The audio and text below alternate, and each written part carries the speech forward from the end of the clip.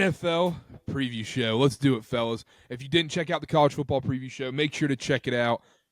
We're Dylan already. Do we want? I don't know if we hit it home enough. Do we want to talk about Michigan, Ohio State to start the show? We could do that. I'm just saying, Michigan, a lot of guys in the NFL. NFL show. Ohio State, not as many guys in the NFL, but still a couple guys in the NFL. Just let's save that for like the C block. How about that? C block, just in case we run out of things. Come out of commercial break with that. Yeah, we'll come out of commercial break with that. Before we get into the weeds of the topics we have, I do want to go quick news and notes. It's actually news and note singular. Did anybody see the dichotomy of the Pittsburgh Steelers wide receiver room just continues to amaze me, because George Pickens is a gentleman that I would never, ever, ever want on my football team. Just constantly picking fights, awful. But do you see what Mike Williams posted on his Instagram story? After getting like no targets since that one touchdown against the Commanders? Nope. Enlighten us. It's a picture of him. Maybe it's Pickens in the end zone. They're dancing or whatever. Maybe it was Calvin Austin. And yeah, obviously he's not getting any targets. And he just captions it. Him and Calvin, they're dancing. He says, "F it, we winning." So you got George Pickens, who's complaining about all this stuff. Not complaining now that Sussy's there, but you have him picking fights and stuff. Then you have Mike Williams that could be very upset with his target share. And he posts on his Instagram story, "F it, we win." It's just refreshing to see. But what's the baseline of talent you have to be upset with a target share? If you're Mike Williams, can you really be pissed you're not getting targets? Like, he's been great in the Steel City. I mean, great, one touchdown. Great's a strong word. Had a touchdown. We're throwing that term around pretty loosely. He's been serviceable. He caught a touchdown against serviceable is a big word. He caught a touchdown against the daunting Washington Commanders defense. I can't believe the A block is talking about Mike Williams' target share. Well, you want to go even further? NFL. You want to go even further? A block. Dov reported that the Commanders are thinking about bringing the Redskin back. I think. Sorry, woke mob. We might need to change. We might need to get into our topics because we're about 30 seconds away from me doing a Bryce Young rant. So let's get into the show today. Dead to me. Cost me $850. Did you bet on the Bucks? No, I had a Panthers fantasy lineup. I had a fantasy lineup with Bucky Irving, and when Bryce Young stormed down the field, everybody that had Xavier Legette, everybody that had Bryce Young, took me over. You told us to start Bryce Young in fantasy. Yeah. I did, but I didn't start him in that lineup. I didn't start him in that lineup. I'm chewing on ice. I'm chewing on ice in the mic. I didn't start him in that lineup. I had Bucky Irving. I was sitting pretty. Dylan, this is a professional show. Don't be chewing ice in the middle of talking. I really don't know what I was thinking because I have this here. I could have just drank the water. And this is why people tune in, though. They tune in for the banter, and they stay for the stats. I miss the live show, guys. It's just, mostly sports. Talk a little mostly. But this is sports. Bryce Young, dead to me.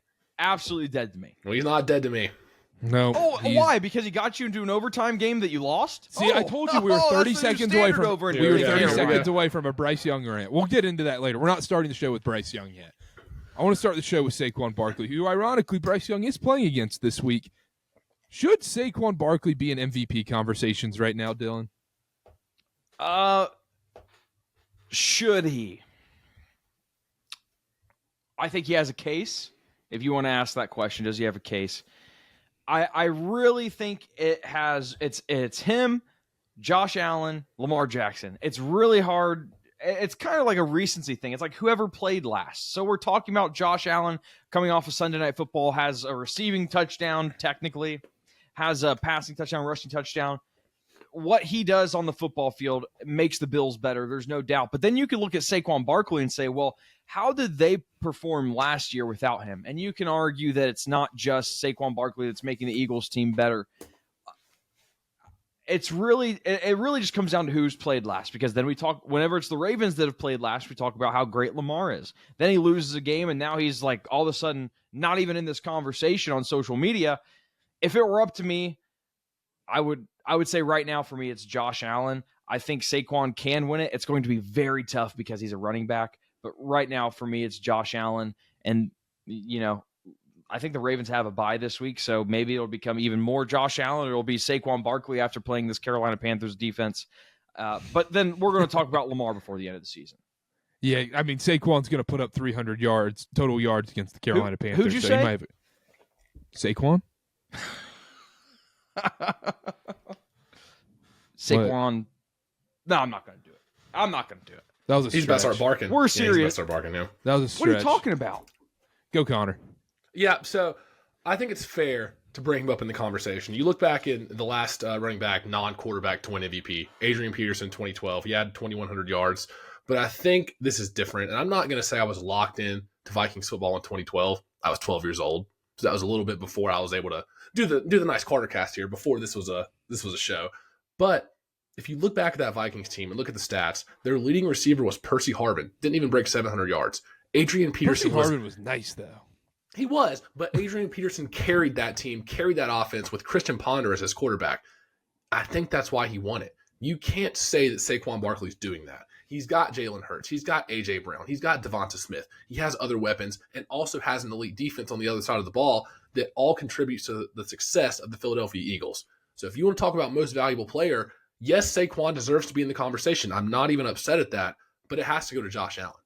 Josh Allen contributes to the Bills' success more than any other player contributes to their team in the entire league. The ball is in his hands every play. He's their leading rusher some of these games, and he has more chances to make mistakes, and this year he hasn't done that. He hasn't been throwing the interceptions this year. I think he's been elite, and he's minus 300 right now on FanDuel for a reason. And he loses one of his best receiver this offseason, and they get better. They're a better team after that. I mean, that just shows how good he is and how valuable he is to this Buffalo Bills team, Dylan. And it's the fact that they haven't even really gotten Amari Cooper involved in that offense yet. Yeah. And he's still performing at the level that he's performing at. When you're using Khalil Shakir or Mac Hollins, I suppose, as your top wide receivers. Who? Tar Heel, Mac Hollins. Yeah, there we go. There we go. No planting flags and Bills Mafia. I do want to say in favor of Saquon, he is on pace to set the single season NFL rushing record. Is he? They have 5 games left. You think he'll get it? Says he's on pace to set the record with 2,151 rushing yards in 2024, currently at 1,392 through 11 games. Now, he's got a chance. Something that doesn't, in my mind, doesn't go in his favor is in his favor. I don't know how I messed that up. Their schedule remaining, it's pretty easy. The Giants, Panthers, Cowboys, you have the Steelers and the Commanders still in there. That almost seems like it's a schedule like you could, like if they pull away in games, not use him as much, put in Gainwell, put in another running back. Now, if they're trying to make an MVP case for him, maybe they leave him in. I'm sure they probably don't want to risk an injury because Saquon's injury history isn't great. That's probably the one ding I would have on Saquon is you could run into a situation where maybe they don't use him for the full extent of games because I think they have the 23rd strength of schedule remaining. So that'd be my case against him. We've already seen one game this year where he had a chance to either get 200 yards or some kind of record or some kind of milestone, and he just subbed out of the game. He was like, doesn't matter. So I don't think they'll necessarily push him for that. And you're right. The schedule they have remaining, it's not set up for him to get 30 touches a game. I really don't think so. But the fact that he's brought up is a testament to how good he's been. Another point, if we can be quick on this, I saw somebody bring this up. The Eagles have the most effective play in NFL history with the tush push. He's not involved. Does that That's true. Does that count for anything? He's not involved in the most successful play in the NFL history. I still boggles my mind. That's more of a joke, but just yeah. But it still boggles my mind with the tush push how teams haven't been like, all right, we're just gonna teach a fullback how to snap the ball and just get pushed forward. I don't understand how other teams can't do this. I guess they don't trust him with the snap is the thing, yeah. Yeah, but like how just have the fullback practice snaps in training camp and work on this. Juszczyk would be a guy at this. He'd be a dude. Yes, he would. Where's John Kuhn when you need him? Oh, man. I know. We talk about fullbacks all day. Other thing I wanted to touch on real quick with the Saquon stuff. He deserves to be in the conversation, but like let's say the season ended right now. I think it's clear. We already mentioned it 1,000 times that Josh Allen should be the guy. But it's kind of like when this year Cam Ward's going to get a Heisman invite. He's going to go to New York and do the song and dance, but knows he's not going to win it. I think that's kind of the same thing with Saquon and what we saw with McCaffrey just a year ago. Yeah. I think It just almost seems like and I know we're not, breaking any news or breaking any ground here, but it's a quarterback award, and then whoever's the best non-quarterback gets Offensive Player of the Year. That's just which he deserves. Like, oh, sure, yeah, 100%. Yeah, and then all right, the other thing I wanted to talk about. Speaking of the Bills, so for this exercise, you're the 2 seed in each conference, the AFC, NFC, in the first round. So you don't get the bye. We're not talking about the 1 seed, the 2 seed. 2 seed, you're going to play the 7 seed, obviously. But out of these teams that are in the wild card spot, because it seems like these playoff positions in the wild card are almost locked up in each conference at the moment. Not officially, but almost locked up. So let's start with the Bills and the number 2 seed right now. If you're the number 2 seed in the AFC right now, who do you want to play in the first round of the playoffs between the Chargers, the Ravens, and the Broncos? Who do you want to play? Who do you want to play if you're the 2 seed? This is tough. I think automatically, so the 3 teams in favor, Chargers, Broncos, Ravens, I think automatically rule out the Ravens. I know Lamar Jackson struggled in playoff games. It doesn't matter. If you can avoid Lamar Jackson in a first-round playoff game, you do it at all costs. You don't want to play this Ravens team, especially with Derrick Henry now and another element to that offense. Because, yes, they've struggled in recent weeks. Come playoff time, I think Derrick Henry adds another element that maybe Lamar hasn't had in years past. So I think you eliminate the Ravens automatically. Then it comes down to the Broncos and the Chargers, which honestly is a good argument. I like both of these teams could trip some of these better teams up. I think my answer would be Denver. They've been improving the last few weeks. Other than that blowout against the Ravens, they've been pretty good. But the Chargers, I think I lean Chargers here. Both these teams are well coached. It comes down to playing a rookie Bo Nix versus Justin Herbert, and I'd rather play a rookie Bo Nix in his first playoff appearance. And also the Broncos have 0 run game. So it's going to be Bo Nix throwing the ball 40 times when they're trailing. I'd rather play that than Jim Harbaugh and Justin Herbert. Yeah, and then you put in the Sean Payton element of it too. I agree with you, Dylan. I think I agree. I think the Ravens are probably the team you want to avoid. And what it comes down to, I'm looking at these teams here. The Chargers, you have to think you're going to have a home game if you're Buffalo. If you get cold weather, bad weather, I almost wouldn't hate playing the Chargers there and Justin Herbert because they're playing, their home games in Los Angeles. They have the nice weather, something we don't really talk about. We talk about that more with Tua in Miami. But, you get 20-degree weather and you get a snow game. I'm sure Justin Herbert and the Chargers aren't thrilled about that. Now you have Jim Harbaugh, who's used to doing that at Michigan. I don't know. Broncos, conversely, you probably want to play a rookie quarterback. I mean, that's got to be advantageous. I mean, it has to be something you consider. If I had to pick one of those 3, I would say I think I'm saying Chargers. I like that the Broncos defense too much. I like that Broncos defense too much. The Chargers defense has been good though. They lead the league in points allowed. I hear you. And Jesse Minter, they've done a good job. Jim Harbaugh's done a good job, but they played some shit offenses, but well, yeah. You play who's on. Okay, you make a point there. If I'm in the AFC, you know who I'm absolutely praying I somehow get to play. Oh, that was going to bring up my next point. I'm thinking of a team on I-10 down in Texas. Yeah. Oh, we're getting into Ohio State stuff. Here we go. We told I'm not going to say it. But yeah, if you're the Chiefs right now, you're looking at the AFC playoff picture and you go, man, I want that. I want to play the Texans in the second round or in our first game in the playoffs. The Texans are the one team that everybody else is looking at and go, that's our best chance at winning in the first round of the playoffs. Can I entertain a world here for a second? I understand we're talking about playoff scenarios. A scenario that would not be crazy to me is if the Colts end up winning this division. Seriously, Anthony Richardson, since coming back being the starter, 80.1, 76.6, 79.3 PFF grade against the Jets, the Lions, and the Patriots. He isn't really getting it done with his arm. We're still seeing some completion issues there. So we're talking about a Texans team right now that I would not be surprised if they don't even get in the playoffs. Their schedules, Houston has the Ravens and the Chiefs left. Dolphins aren't an easy out, and the Titans, who the Titans have already beat them once. The Colts, they got the Broncos, Giants, Jags, and Titans. It would not shock me if the Colts end up winning the AFC South. But the issue is the tiebreaker. Yeah, that is an issue. Because that means the Texans would have to lose twice. Yeah, the Texans would have to lose 3 out of 4, and the Colts went out. But would that completely surprise you? It's not impossible, but it would kind of surprise me. It's a little late, yeah. If Anthony Richardson has success against the Broncos, I think I'd be surprised.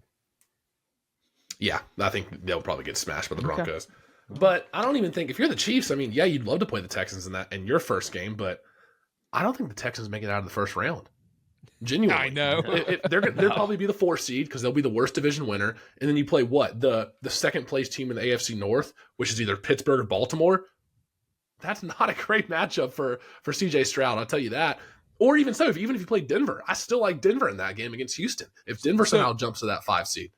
So in the AFC, the number 1 team you want to face in the playoffs right now, thinking you have the best chance at winning that game would be the Texans, correct? Yes, without like seeding or anything like that, the Houston Texans is the answer. Obviously, if you're talking about Bills specifically, that couldn't happen because they'd have to, Texans win the division. But yeah, the Texans are the most susceptible team in the AFC right now. I understand. That's crazy to think about. I understand this team has success in the playoffs. There's not a part of you that thinks something has to give with this Chiefs team. Oh, we can get into that. There has to be something that gives at some point. In the regular season, maybe. I still think once they hit the playoffs, yeah. There is no world where I'm excited to play against Andy Reid and Patrick Mahomes in Arrowhead. Okay. No world. That's fair. I don't know. I feel like too many things have been going their way. They won a Super Bowl with Juju as their wide receiver 1. Yeah.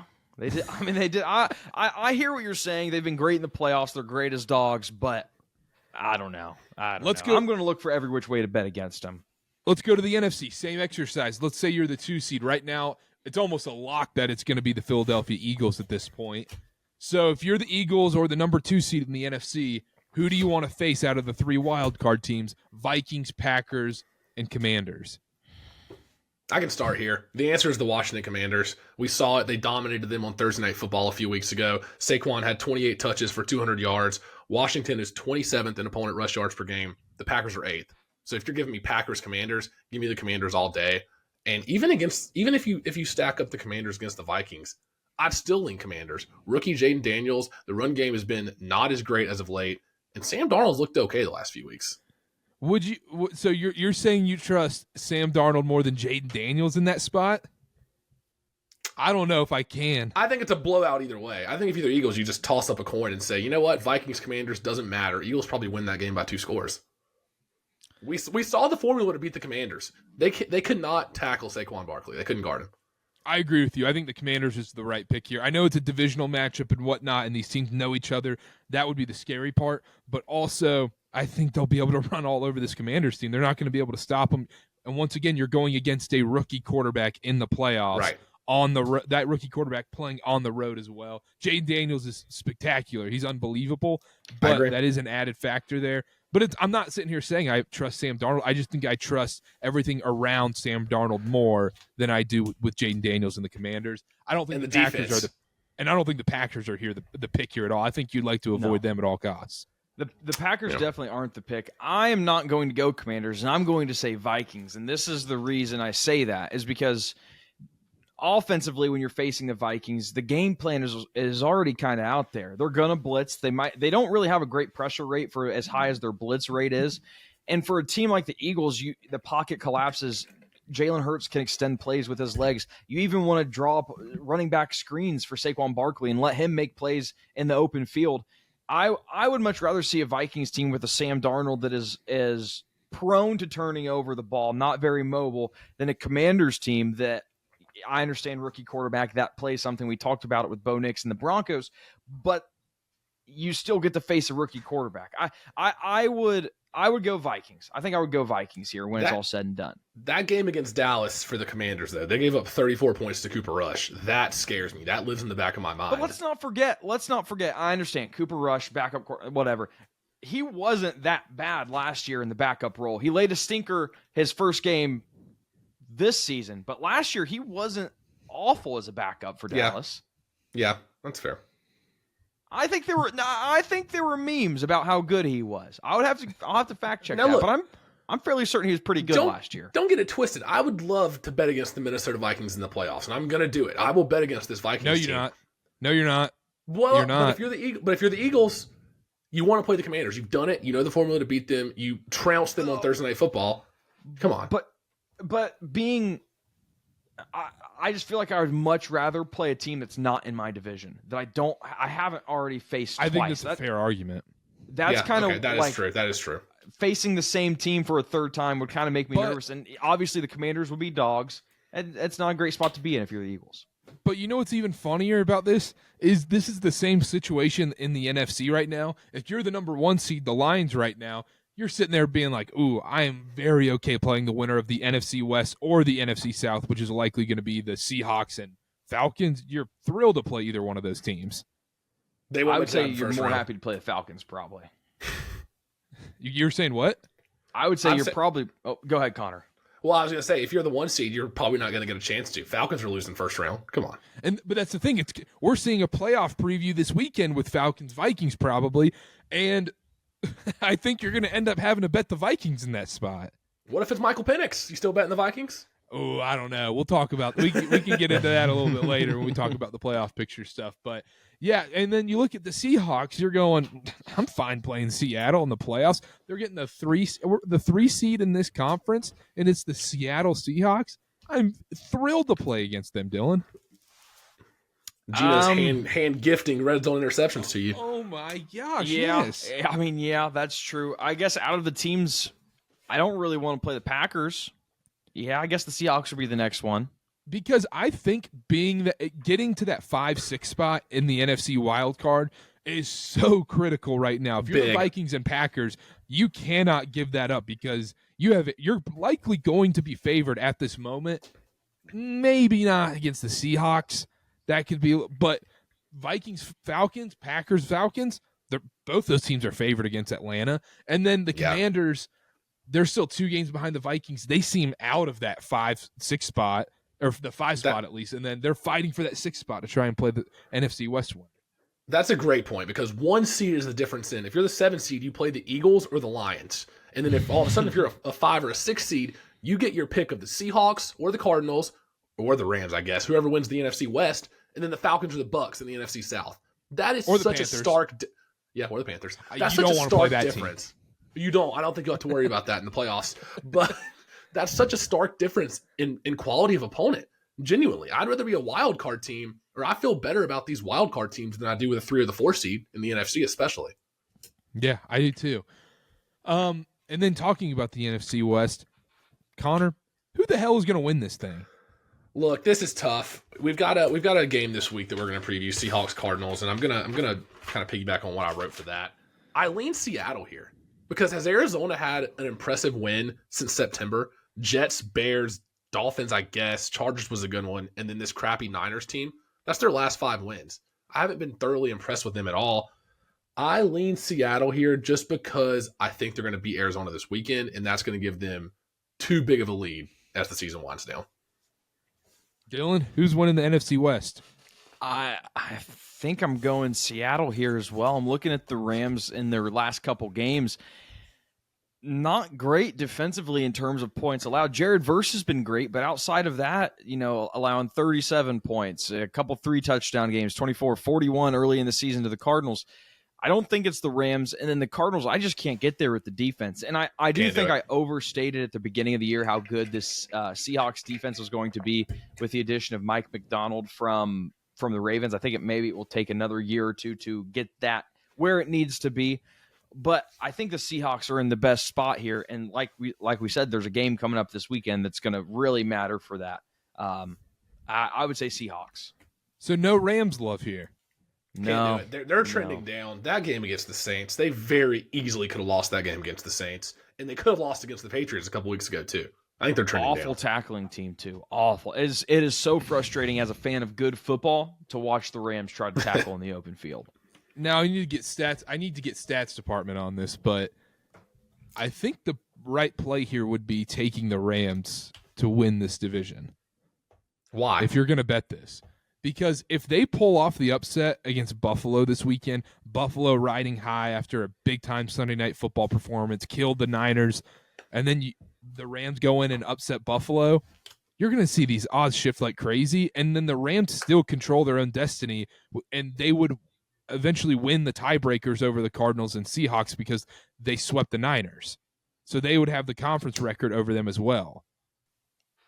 Well, they've already. So they beat the Seahawks. They played the Cardinals and Seahawks last 2 weeks of the season. So I think and that's what I'm saying. They control their own destiny before the end there. So, yeah, you're right. That's not bad. I just don't think see that all hinges on if they beat Buffalo this week, and I just don't. I don't see it. It's not worth it. The odds are only plus 290 right now. That's terrible. Oh yeah, no way then. No. And I don't even feel comfortable with Seattle though. I mean, Geno loves turning the ball over. Run game's been non-existent in some of these matchups. I don't know. I don't know what to do. This division's. I mean, I thought the NFC South was 100% hands down the worst division. They still might be, but this division's giving me problems too. But at least this division's more roller coaster teams where they have really low lows and pretty high highs. The NFC South is just barely getting by. I mean, they're that kid that's turning in their homework at 11:58 p.m. every single night. The NFC West, they can actually win a one-off game against some of these top-tier NFL teams. I firmly believe the Bucs and the Falcons have no shot at winning a playoff games against one of these top teams. But you give me a one-off game. The NFC West teams have a better shot than the Falcons or Bucs? Absolutely. I don't know. That doesn't seem right to me. How does it not? Have you were trashing on the Seahawks though, just nary a few weeks ago, Karter. I think the Seahawks have the lowest ceiling out of this group in the NFC West. Lowest ceiling. I disagree. I think highest ceiling. If Geno gets cooking, and he actually has a good game, there's a level of variance where they can put up 40 points. I would take the Rams with the highest ceiling. I don't know. I feel like they're trending in the wrong direction. You have Stafford in the playoffs who's won a Super Bowl, Cooper Kupp, Sean McVay. They're probably the best coached team out of this bunch too. That defense is brutal though. That defense stinks. I know. Dylan, why the NFC South love? You think Falcons or Bucs have a shot to win a playoff game? Genuinely, I don't want to say it's NFC South love. I just don't see a world where like I think about the Seahawks or the Cardinals, or I guess even the Rams. And you think about the Falcons or Bucs, and it doesn't seem like that's a clear cut answer for me. It's definitely the NFC West teams that would fare better against the top tier NFC teams. It's like the Falcons. I understand we saw the Kirk Cousins 4 interception game Sunday. That's going to be an anomaly.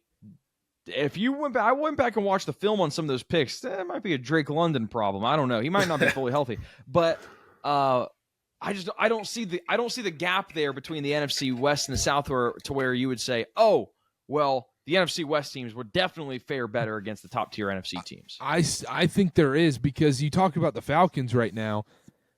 What's their most complete performance this season? Have they really had one? Besides Carolina? I can't think off the top of my head. I'm looking at the schedule right now. I mean, they barely got by in that Bucs Thursday night game. They barely beat the Saints. They probably shouldn't have beaten the Saints. We remember that Eagles, the last 2-minute miraculous drive. Shout out Falcons money line on that drive. And then they lost to the Chiefs. They barely beat the Cowboys. I think my counterpoint though, and I don't know where we want to go with this, but we saw the Eagles game. I'm fairly certain it was a similar situation in the Saints game, and then maybe even the Bucs game, where it's like 2 minutes left. Bucs game, yes, for sure. You have to drive down the field, and Kirk Cousins provided that drive for you. That has to say something about the experience. I understand it's not. But then you're comparing it to Matt Stafford. Like I'm taking Stafford over Cousins in a playoff game. This isn't even the same Kirk Cousins that was playing 5 weeks ago. He has regressed this year. He can't move. It's the same Kirk Cousins. We just saw him be really good at the beginning of the year, and we've seen him look bad now. It's the same. It's water finding its level. So that's like saying, 5 years ago, it's still the same Aaron Rodgers. He's still the same human being. He's just very bad now. I would say when you take a look at somebody when they're 24 compared to 41, yeah, maybe we can say he's a different person. But when we're looking at the difference of 7 weeks, like, yeah, maybe he's the same person. It's just a little bit of regression to the mean after having an amazing start to the year. But this is a hard regression then. I mean, this is steep. He was great. Guys, do we not remember these drives that he was leading down the field? Yeah, we do. I do, yeah. Yeah, but he wasn't top 5 quarterback level. No. Week 2 against the Eagles, we weren't talking top. Yeah, I was personally. I know you guys were because you're. That was before Rusty took the field. So there's that was before Rusty was back. Did you? Okay, BR before Rusty. Yeah, I was about to say we'll get to game previews in a second, but Dylan, it might be confession booth time. Are you cheating on G Kirko with Rusty? AFC, NFC. So it's like, is it really cheating? They could play each other in the Super Bowl. And at that point, it would be. That's like saying you have a chick? Yeah, that's like saying you have a girlfriend in Canada and one in the United States. Well, Canada what if she just needed a green card? Like, what if it was? What if it was just like I'm doing? So you're just being polite to Kirk Cousins. That's what it is. It's out of pity, then. You don't want to let him down.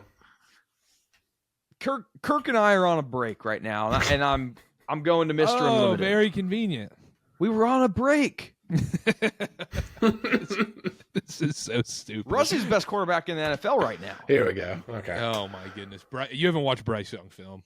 We're gonna see the YouTube do this analytics. all day. Like, people are gonna click off right now. Be like, all right, that's it. There's the credibility of the show. No, we got one guy that I know is sussy for Rusty. We do have some sussiness for Rusty going on.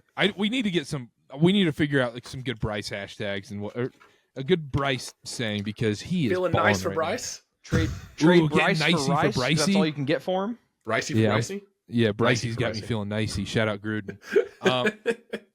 All right, should we do Ricey got me feeling dicey. No, we can keep going. Yeah, it's all good. So when you look at PFF and they have the game stuff on, it says the game's in Detroit, 30 degrees, light snow, and it threw me off for a second. I go, they have a dome, so it doesn't matter. Luckily, they have a dome for Jared Goff. I wish Ben was here to hear some dome jokes. Lions are a 3.5-point favorite in this game. Thursday Night Football, elite Thursday Night Football game. Just a fantastic one. Maybe Al Michaels won't be calling a funeral in this one. Dylan, what do we do in this spot? Am I crazy for thinking we had a good Thursday night last week or 2 weeks ago? Dolphins Packers was me. Oh, well, last week was Thanksgiving. That doesn't count. It must have been 2 weeks ago. Browns Steelers when Rusty lost on Thursday night. That was elite. Great one. That was an elite. Maybe that. Then it was Commanders Eagles. Road divisional favorite, tough spot. He gets his revenge this week, but we're not covering that game. Listen, Wilkerson ratings make the Lions a 6-point favorite here.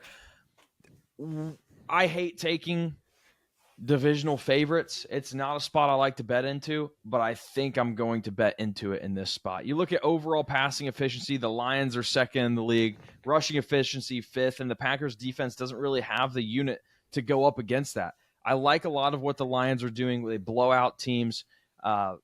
Passing versus the blitz, the Lions are number 2. Short passing, the Lions are number 2. Rushing versus a light. I mean, we could go on and on and on about what the Lions do right and what the Packers don't do well. And then we can talk about the Lions defense, how effective they are when they blitz, how effective they are against intermediate passing.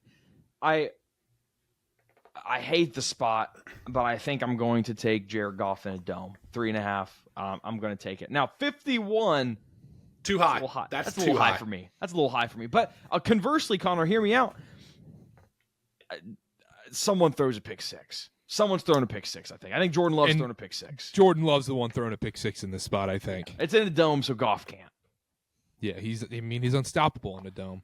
Connor, last week during Thanksgiving, it was blindly bet the Lions, the Lions.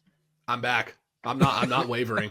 Lions minus 3.5, I think, is the play here. Now, it was worrying in the second half of that Thanksgiving game against Chicago. That Lions offense was pretty stagnant. They only scored 7 points, so that was a little worrying. I think they'll get back to what they normally do this week, though. Both of these offenses can run the ball. Detroit's 4th with 155 rush yards a game. Green Bay's 5th, right behind them at 149.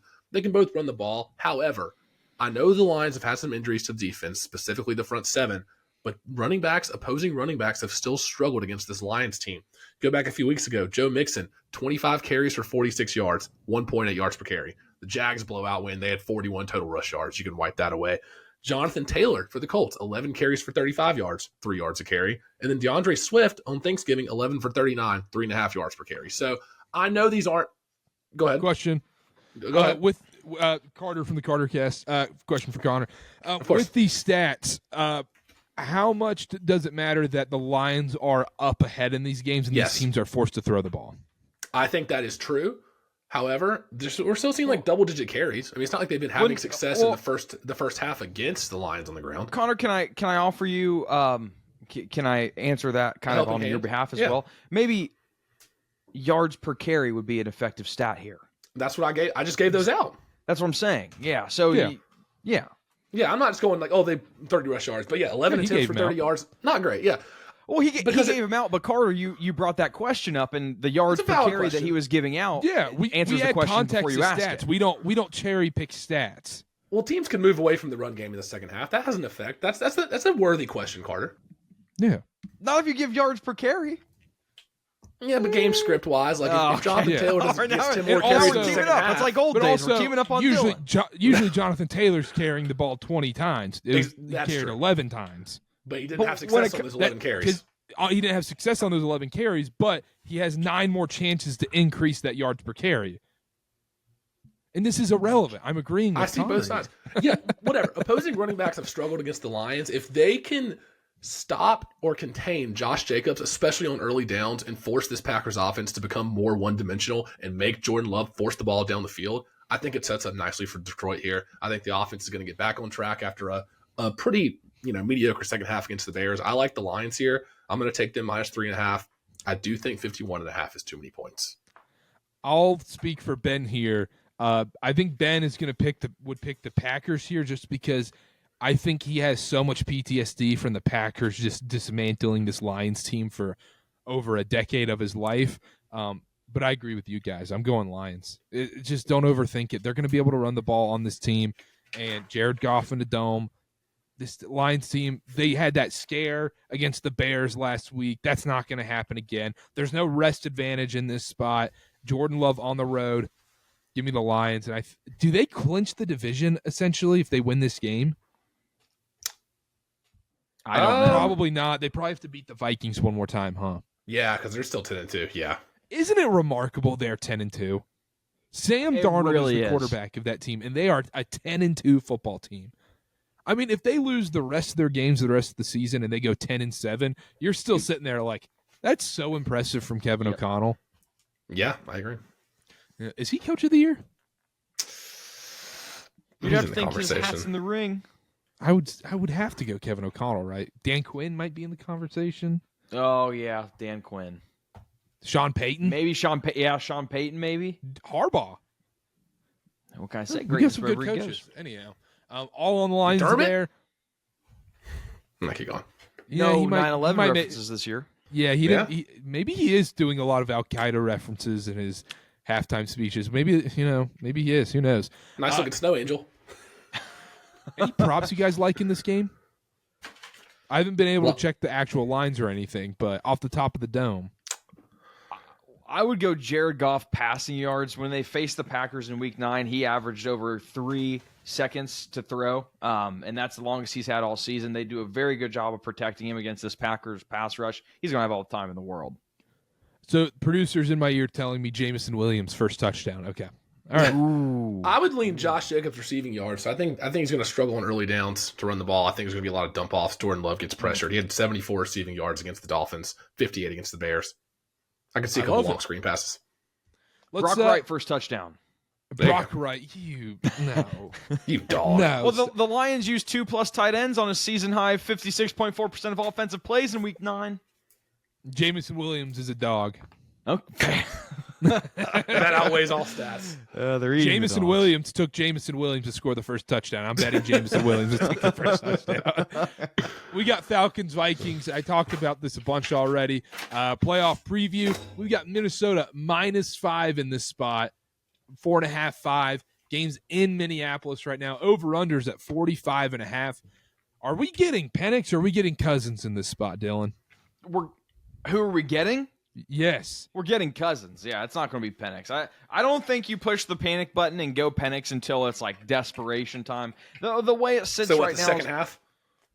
No, well, they sit at the top of this division. They have the tiebreaker against the Bucs. It's not like panic time. You have an experienced guy in Kirk. And with this matchup specifically, Kirk is one of those unicorns that is actually better when he's blitzed, 3 points better. I think the game script is kind of out there for the Vikings, like we talked about. Quick passes, you don't have to sit back in the pocket very long. The Vikings allow an alarming amount of pass yards considering how much they blitz, and a lot of those are yards after catch. So I would expect dump-offs to Bijan Robinson's, Ray McLeod screens. I don't know why I'm thinking that, but I would feel like I see that number 34 catching screens. Defensively, the Vikings outmatched the Falcons in every which way here. There's no doubt about that. But I don't think that Kirk Cousins is going to have to throw the ball deep, throw the ball down the field in order to have success against the Vikings. I like the Falcons here. I like the Falcons to win. Falcons to win? Falcons to win. In Minnesota.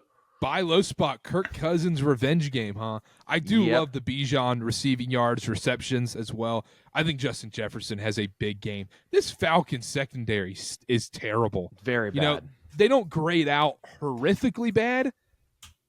Go ahead. But the Chargers weren't able to expose that. And if there is a team that I think could do that, Justin Herbert, you got Josh Palmer. They didn't Palmer. have to have the ball. Short fields and a pick six. They barely had the ball. That's fair. That's true. And also you're comparing Quentin Johnston, Ladd McConkey had 100 yards at halftime. He was exposing them left and right.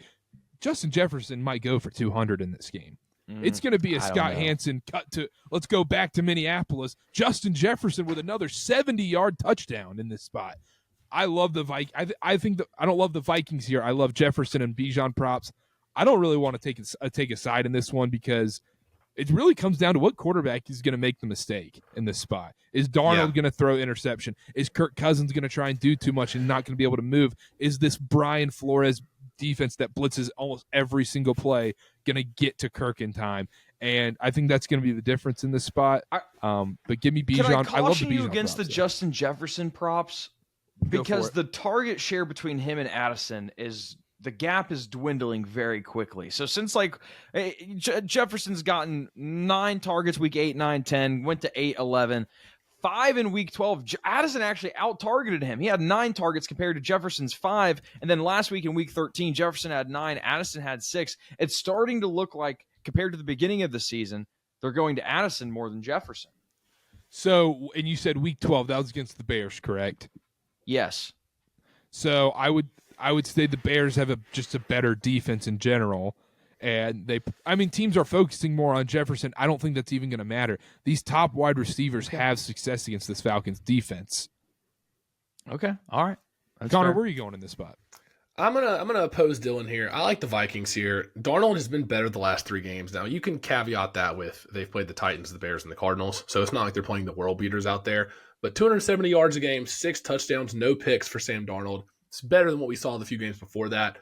Meanwhile, the Falcons have dropped 3 straight. Kirk had 4 picks against the Chargers, including a pick 6. Talked about that. He currently leads the NFL with 13 picks in 12 games and hasn't thrown a touchdown in 3 games. He's been bad. The Vikings lead the NFL with 18 total interceptions. They picked off Kyler twice in the fourth quarter last week. And if anyone knows Kirk Cousins, it's his former team. It's the guys that saw him in practice every day for years. I love the Vikings in this spot. I think Brian Flores is going to dial up the blitz. I know Cousins is better against the blitz, like Dylan said, but I think there's going to be a couple mistakes, and I do think this Falcons secondary, like you guys already touched on, is susceptible. And I think there's a world, I don't know how much panic meter we're going here. If Michael Penix comes out in that third quarter, I won't be shocked. I'm going to personally guarantee that does not happen, and we do not see Michael Penix this season. This is a big game for the Falcons, though. Unless it's a blowout situation where either the Falcons are blowing and trash time, we'll see Penix. But I don't think we'll see him play a meaningful snap. A point I want to make about this matchup, Kirk Cousins is awful under pressure. 30 PFF points worse to his offensive rating when he's under pressure. But in a scenario like this, where the game plan's out there, I don't think that the Falcons are going to draw up offensive plays that will allow Kirk to be under pressure. I think it's going to be those quick passes to where even if you bring the blitz, even last week, I think 2 of the interceptions were when Kirk was pressured. So I hear what you're saying. I understand the concern. Kirk threw 4 interceptions. It's not looked great recently, but I think the game plan's there to where they can get the ball out quick. The offensive line for Atlanta's average. They're not great. They're not bad. But I think they're going to get the ball out quick and not even give the defense time to pressure. Okay, I love it. Anything else on this game? Vikings? I'm going Vikings. I'm laying the 4.5. Wow. I think they're the better team. They're at home, and Cousins is turning the wrong direction against the Vikings team that leads the league in interceptions. Vikings are home. Any credence to walk into your trap, take over your trap? Especially in his Is it technically old trap? their trap? I mean, is it still kind of Kirk's trap? Reclaim your trap? Reclaim your trap. No, I don't think it happens. I think this Vikings defense knows him in and out. He's turning the wrong way. Yeah. Connor -9 Sparrow. That's what we like to say, you know. Well, first couple games, we'll see. We'll see what happens in the next few. I lean Vikings here as well. Let's move on. Love it. Seahawks. Put me Cardinals. on an island. What island? Winner's Island. I don't know. Was your name on Careful your list? what island. Yeah. Yeah. No. Not those kind of islands. Arizona Winner minus Island. 2.5 against the Seahawks right now. We talked about this already a little bit. Dylan, is it Geno time? I don't know if it's Geno time as much as divisional road dog time. That's kind of what I'm getting at here. I still can't get there with this this Arizona Cardinals I'm in your defense. head. I'm in your head. I'm in your head. Oh, well, it cost me half my mortgage payment. So, yeah, he's in my head. This is a tough one. I think it's just solely based How on are you the paying spot. a mortgage on Yeah, your tell mom's your basement? Your mom? Yeah. Do you guys split the Tough day mortgage? for- How does that work? Breaking news for the haters. I have a mortgage payment. I don't live in my mom's basement. Short and quick passes here. Short and quick for Seattle. Get it out quick. Just get it out short. Let your guy. The Cardinals struggle with tackling. They can't make the tackles in the open field. I'm saying again. I feel like I'm repeating myself from the Falcons game. Screens to Kenneth Walker. Screens to Zach Charbonnet, Michigan man. Shout out Michigan. Beat Ohio State. I think that's the key here for Seattle. I think they get it done. I don't think the game is going to be put in Geno's hands. So I'm taking the Seahawks. I think they win. You think they win on the road, Connor? On the road. I do too. I think Seahawks outright here is the play. They won this matchup 2 weeks ago, 16-6. It was a gross game. One of the Cardinals calling cards early in the year was James Conner having success on the ground. The last 3 weeks, he's been ineffective. 12 for 33, 7 for 8 in the game against Seattle, and then 17 for 68 against the Vikings. It's inefficient.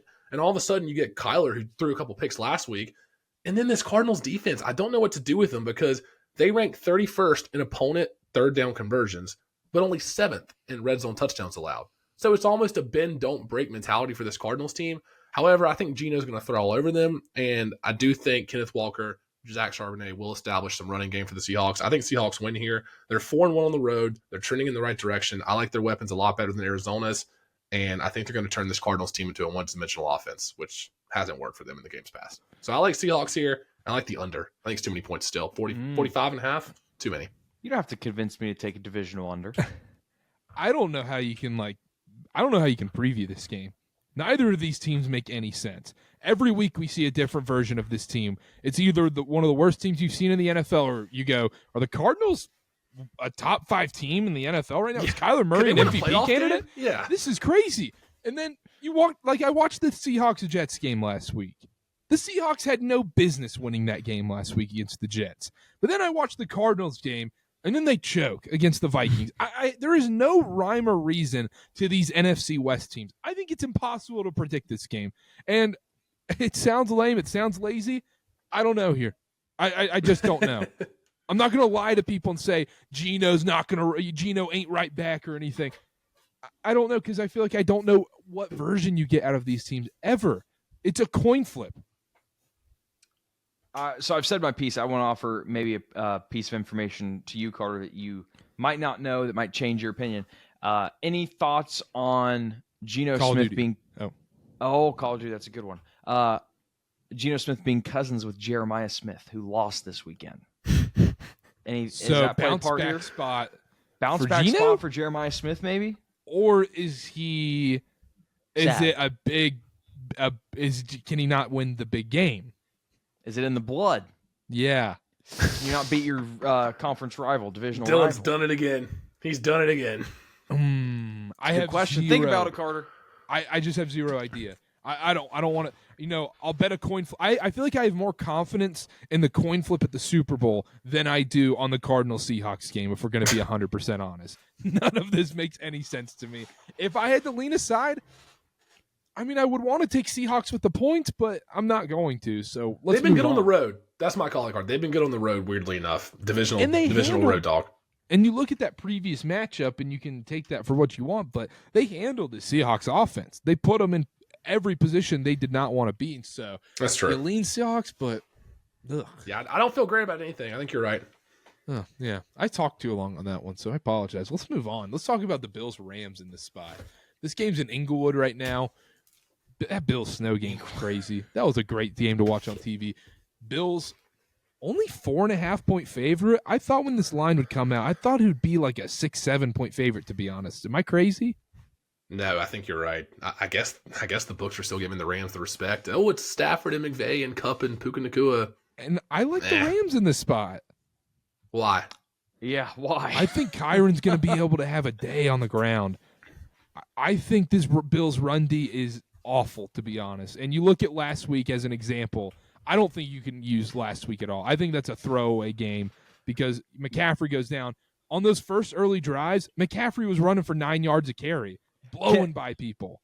I'm going to offer another reason why we could throw out that game. It was very clear that no one could get their footing. And that's fair. Really is an advantage to the offense. We saw that with the McCaffrey runs. We saw that with James Cook. That really helps the offense when neither team can get their footing. That's fair. Either way, I think Kyren Williams has a big game. I think this is a letdown spot for the Bills in this right here. Big Cooper Kupp game incoming. Big. Are we going to just ignore the fact that national champion Blake Corum is getting more snaps every single week, more and more snaps, and he's going to score a touchdown, and I'm not going to bet it, and I'm going to go crazy. How many times have you bet Blake Corum anytime touchdown? At least 5. How many of those have been live? Live plays? A couple? Three of those are live. 3 of those are first drive. I'm looking and I see Blake Corum rush outside edge for 8 yards. I'm like, oh my gosh, this is going to be the game. And then the next drive, it's Kyren Williams. Sean McVay has a love affair with Kyren Williams. Corum's not touching the ball inside the 5. I'm telling you that right now. Don't waste your money. Yeah, I need to stop. But then he's going to do it anyway. Sunk cost fallacy. Is it pot committed? Connor, is it a don't overthink it game and just take the Bills? I think so. The one caveat is they play in Detroit next week. If there's such a thing as a look-ahead spot, that's a big one. But I think the Bills are peaking at the right time. And I think they've been dismantling teams. They've won 7 straight. They've covered this 4.5 spread against 5 of the last 7 wins they've had. They've beaten teams like the Chiefs, the Seahawks, who I think are both better than this Rams team. Rams are trending down. 2-2 in their last 4. Their 2 wins have been New Orleans and New England, and both of those, we already said it, could have been losses. Those were awful games. Yeah, they couldn't have been more disgusting. Then they were dismantled by Philly on Sunday night. Philly's, I think, on the same tier level as the Bills. Bills have scored 30-plus in 6 straight games. Last 3 games, Bills are only allowing 286 yards of total offense. In my opinion, these 2 teams are trending in totally different directions. Rams have been putting up stinkers, even in wins. Bills have been dismantling teams. I'm not going to overthink it. I think Josh Allen is the MVP. He'll control the pace of the game versus this Rams defense. I don't think the Bills roll here. Bills -4, 4.5, whatever you want to give me. What you were saying is pointing towards the over. I also don't hate that, actually. It's a high number, but I'm on a lot of unders this week, but this could be a high score game. A couple 49. touchdowns. I know. Dylan, those are fighting words to Dylan. I just don't see how the Rams are going to score in this Bills defense. I think the advantage is every which way with the Bills here. My number I have here is Bills -7 for the Wilkerson rankings, and I just think you're getting a discount on this Bills team. It concerns me as we can't figure out why. Like we can't figure out why this is the case. Because like you guys have said, this Rams team is not trending very well. The Bills are only going up. You even want to go back to a Texans game. They probably should have won. This Bills team is one of the best in football. I'm going Bills here. Okay. I don't hate the over, but this Bills defense is pretty good. They are pretty good, but I feel like if they start losing, Stafford's going to throw 50 times. That's fair. I think I think Kyren Williams is going to have a lot of success on the ground in this game. Maybe a Blake Corum receiving touchdown. Trying to think. I'm in. You don't have to convince me. You don't have to convince Dylan. Yeah, you don't have to convince Dylan. All right, let's talk about Sunday Night Football. Last game we're going to preview, and then we'll do a parlay and get out of here. Sunday Night Football, we have the Chargers versus the Chiefs. Last time I checked, it was a 3.5-point spread. Now it's KC -4 right now is what I'm seeing. Kansas City -4. Chargers. This is in Arrowhead. Dylan, number one rule of the show. What is it? Fade the Chiefs as more than a touchdown favorite. And that's what we're getting right here. Even at 3.5, 4, no matter what number you got. Add on top that it's a divisional game. Field goal favorite. Field goal. Huh? You said touchdown, more than a field goal favorite? Field goal. So fade the Chiefs as a field goal or more favorite. Sorry, I said touchdown there. Especially fade him as a touchdown favorite. Especially if you can get Raiders are a great example of that from Black Friday. Justin Herbert has generated the 4th highest completion percentage over expected with a league high 7 touchdowns on deep passes this season. The Chiefs don't defend very well against the deep ball. I'm looking at I find myself doing this every week in fantasy. Justin Herbert, Joshua Palmer discount option, Ladd McConkey is your high salary option. I think that it's the Chargers here. I hate how many underdogs I like to win outright, but I do think the Chiefs' luck comes to an end somewhere. This would be the perfect spot for it. This is where it comes to an end. I think I think it's a small blip in the Super Bowl DVD. Okay, Connor. Yeah. Connor. Oh, sorry, I didn't hear that. Let's cut out for a second. Chiefs are 5-1 straight up in their last 6, but they're 0-6 against the spread. If you look at this Chiefs schedule, that's crazy. It looks a lot weaker than we thought it would be coming into the year. Their wins are against Vegas, Carolina, Denver, Tampa Bay, Vegas again, the Niners, and New Orleans since October. Those are their 7 wins since October. Denver's a good win, but other than that, and they really should have lost that, but other than that, there's not a good win in there. I hate to say it. Those teams are horrible. None of those teams are playoff teams beside the Broncos. Chargers are the best team they've played other than Buffalo, where they lost in a couple of months now. The Chargers lead the NFL in points allowed at just under 16. They rank 4th in interceptions with 13. And I think they're going to muck up this game. They're going to slow it down. They're going to dictate the pace. They lack explosive plays, but they lead the NFL with only 6 turnovers committed this year. The Chargers are not going to make that back-breaking, boneheaded interception fumble mistake that'll gift the Chiefs a win like they've had against some of these other teams. I think if the game is close at the end and the Chargers have a lead, they'll be able to hold on to that, get it done on the ground. I'm scary betting against the Chiefs, but I like the Chargers here. The Chiefs have been testing fate. I think LA has a pretty good chance to pull the upset. Yeah, and you really kind of nailed it there. You look at their schedule. Is there one game outside of maybe New Orleans where you go, okay, that was a convincing win? No, genuinely no. And that's who the Chiefs are. We've seen this multiple years now. Niners come out of a bye, but the Niners suck, we've realized now. So yeah, and this is who the Chiefs are. We know this. They are an NBA team now where the regular season is kind of boring for them, and now they can just flip a switch and turn it on in the playoffs. And honestly, I would say their most impressive win and best win was week 1 against the Ravens, because they really had that game, and it took a miracle drive by the Ravens and all that stuff. And even then, it was that close, which is a huge amount, by the way. That's a big amount right there. Some would say maybe too much. Gargantuan is what I would say. Gargantuan, yes. But I don't think I can take the Chiefs here. Can't do it. The Chargers, I'm not like extremely high on the Chargers, but if, like you said, you go through their wins in the last couple months, the Chargers are a better team than every team they've beat the last few weeks. Period. They are. And like the Raiders, the Panthers, all these teams are gifting them late drives and, let's get our field goal blocked or let's throw a pick or fumble the ball. The Chargers are disciplined enough not to do that. They won't give Kansas City a win here. And if Pacheco's healthy in this game, I think that's going to be a big key, because I think the Chiefs are going to have to win this on the ground, to be honest, because I've watched every Chiefs game this year. How bad are the tackles? Their left and right tackles is a revolving door. I've done it before on X. It astonishes me that Jawan Taylor still has a job on an NFL roster. On the best team in football. It astonishes. Even last year, he led the league in penalties, procedural penalties, not even procedural penalties, and he's still the star. It astonishes me. And they still don't call every false start on him. If you really watch the games, There's a half second of movement almost every play. And the fact he hasn't figured it out is astonishing to me. But I didn't mean to interject there. But Jawan Taylor, you're good. They need to do a science experiment on that man, how he still has a job. He's got some dirt on Andy Reid or Mahomes or somebody.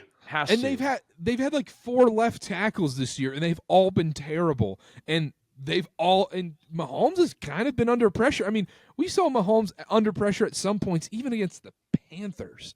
The Panthers took this team down to the wire. And I know, like I said, I understand this Chiefs team is a Super Bowl favorite for a reason. I'm not talking about them in the grand scheme of things, but a 1-week game, I don't know how you can really back them here. And maybe it's recency bias looking at the Raiders game and the Chiefs game, but then maybe they turn on a switch and Travis Kelce goes off. Because I feel like Travis Kelce always dominates against the Chargers. I think there's something to be said about beating a team in your division twice, especially a well-coached team with Jim Harbaugh. I think it's going to be a little tougher than, the lowly Raiders or somebody like that. All right, I love it. Before we get into the parlay, we got about 30 minutes to do on Bryce Young. Good. Let me get my notes. Dylan, are you hopping off?